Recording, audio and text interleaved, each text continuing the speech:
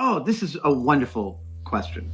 Testing Limits with a Z says, "Hi, Adam. I know making was sort of on a downhill roll when MythBusters sparked a new generation to begin making and tinkering. First up, that is not true.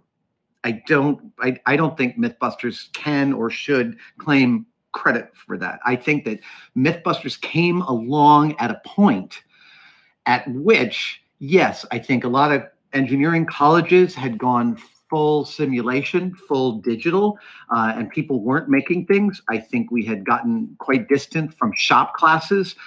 So many high schools, when any education system has budgetary constraints, the shop classes, the theater classes, the band, those are always the first things to go. And in the early aughts, I think that there was some backlash to that. And MythBusters was part of the response alongside amazing places like Make Magazine. And also very soon after that, 3D printing became ascendant. So we are not responsible for the maker movement. We were part of it. And I'm very grateful that we were part of it. But Testing Limits wants to know, what do you think the next maker movement will thrive most from?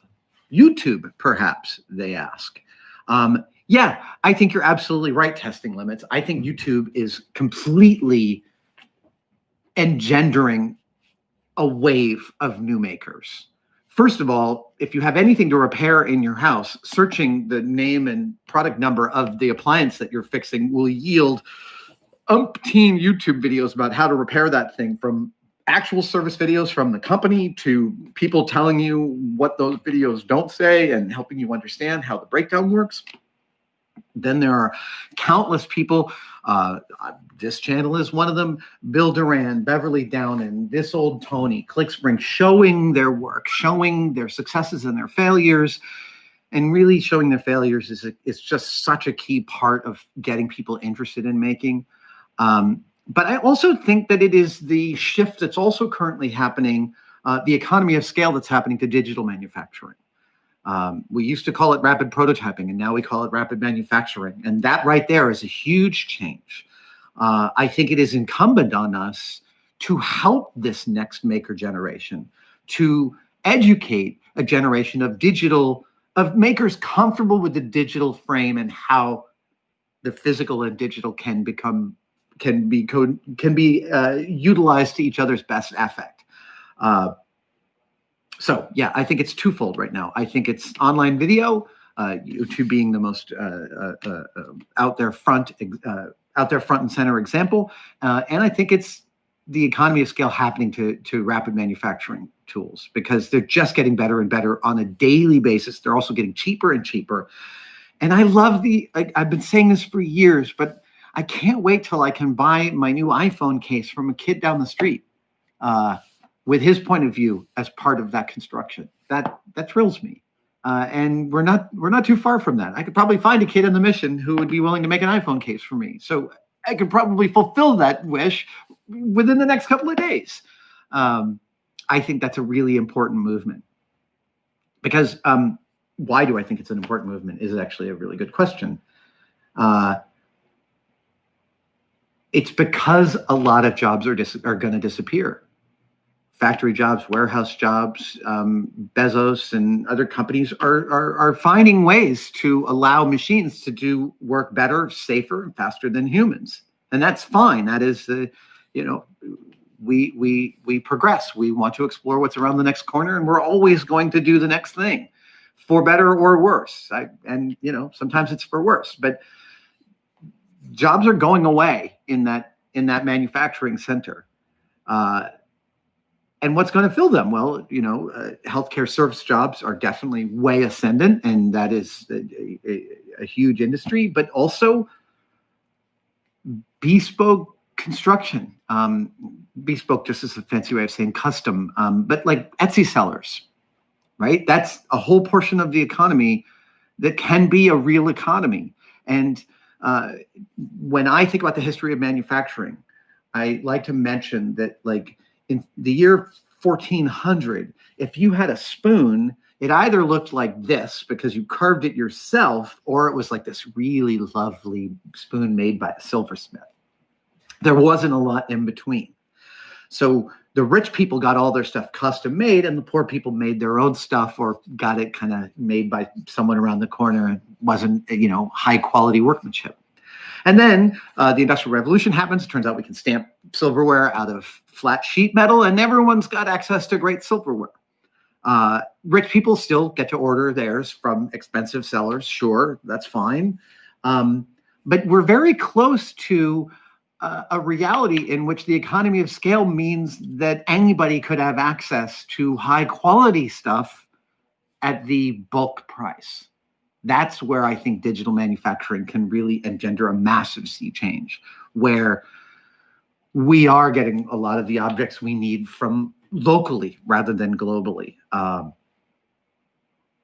I recognize some of this may be a total fantasy, and I also recognize there's a lot of other things to rebuild and take care of. But that is one of the ways in which I think the next maker movement could really do a lot of good for the world. Okay, let's see here.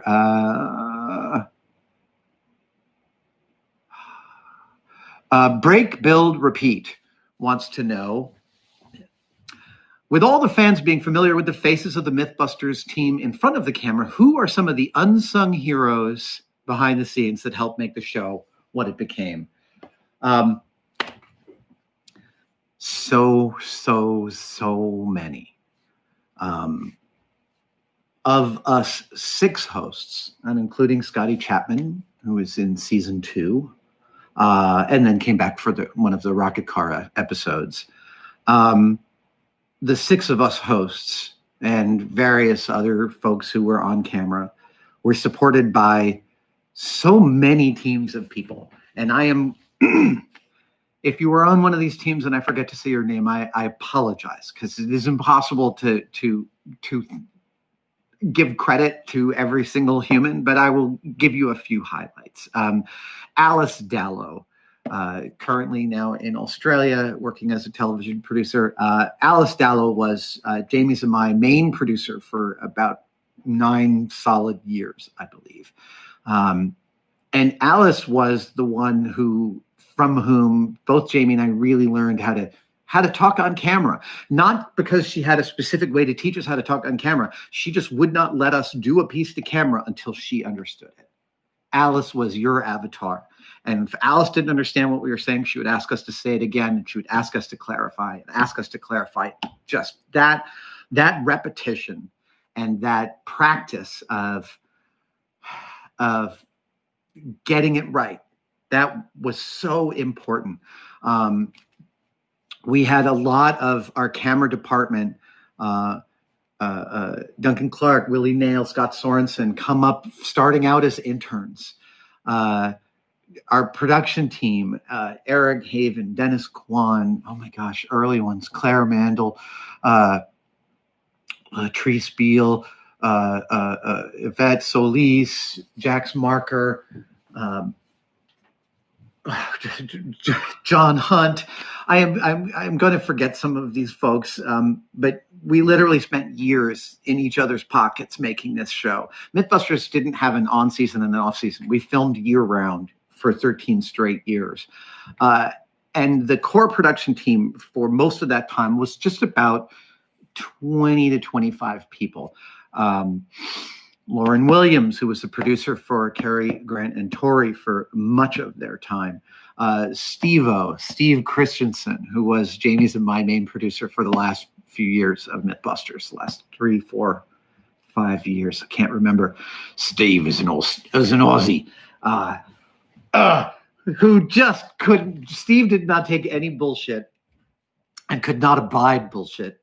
I'm sorry for cursing, but this is I'm honoring Steve by talking in this way. He is currently in Tasmania.